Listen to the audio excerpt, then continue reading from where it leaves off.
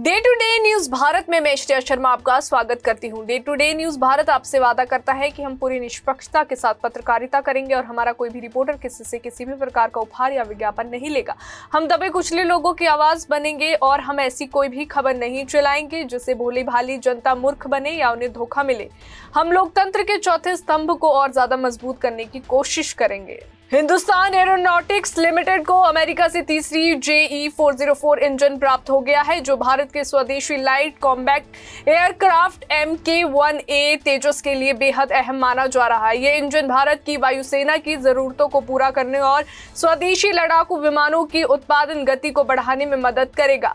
HAL ने जानकारी दी कि सितंबर 2025 के अंत तक एक और इंजन भारत पहुंच जाएगा। इंजनों की समय जो है उस आपूर्ति से न केवल तेजस MK-1A की डिलीवरी समयबद्ध तरीके से हो पाएगी, बल्कि स्वदेशी रक्षा निर्माण क्षमता को भी मजबूती मिलेगी। JE-404 इंजनों की सप्लाई चेन में सुधार से HAL को तेजस MK-1A की डिलीवरी शेड्यूल को बनाए रखने में काफी सहायता मिलेगी।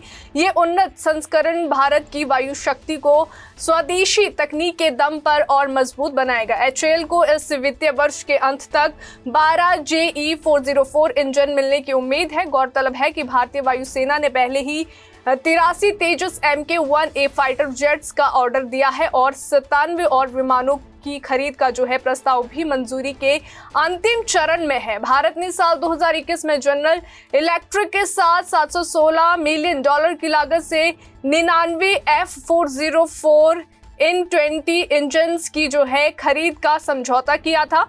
हालांकि दक्षिण कोरिया के एक कॉम्पोनेंट जो है सप्लायर की वजह से सप्लाई में देरी हुई है, जिससे डिलीवरी शेड्यूल मार्च 2025 तक खिसक गया है। अब तक सप्लाई चेन में सुधार हो गया है। HAL तेजी से उत्पादन और डिलीवरी पर काम कर रहा है। भविष्य की योजना के तहत भारतीय वायुसेना का लक्ष्य कुल 352 तेजस विमान अपने बेड़े में शामिल करने का है, जिसमें MK-1A और MK-2 दोनों वेरिएंट होंगे। HAL का कहना है कि अगले वित्तीय वर्ष से इंजन सप्लाई पूरी तरह से स्थिर हो जाएगी और 2026-27 तक कंपनी हर साल 30 तेजस फाइटर जेट्स का पुनः उत्पादन करेगी। इस प्रक्रिया में सरकारी और निजी क्षेत्र की कंपनियों की जो है अहम भागीदारी होगी। समय पर डिलीवरी और उत्पादन से न सिर्फ भारतीय वायुसेना की ताकत बढ़ेगी, बल्कि मेक इन इंडिया अभियान को भी नई गति और मजबूती मिलेगी। अभी के लिए फिलहाल इतना ही। देश और दुनिया की ताजा खबरें जानने के लिए देखते रहिए Day to Day News Bharat और इस चैनल को लाइक और सब्सक्राइब करना ना भूलें।